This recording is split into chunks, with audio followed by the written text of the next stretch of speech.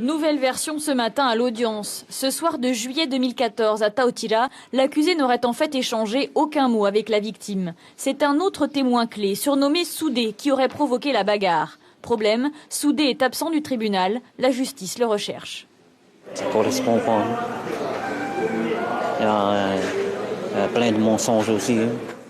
Lorsque la bagarre éclate après le tournoi de pétanque, c'est l'escalade de la violence. Tous alcoolisés, à 3 contre l'accusé, ce dernier se fait tabasser et suit même des jets de boules de pétanque. Il retourne chercher un couteau pour faire fuir ses agresseurs et affirme donner des coups au hasard.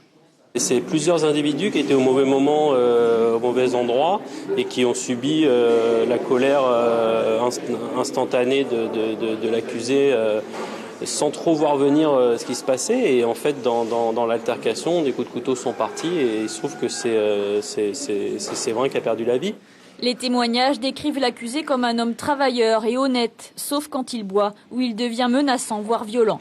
Le soir des faits, il avait bu 6 à 7 litres de bière. L'expert psychiatre note un risque non négligeable de récidive tant qu'il y aura de l'alcool. Quand il buvait, effectivement, on pouvait considérer qu'il présentait une certaine dangerosité.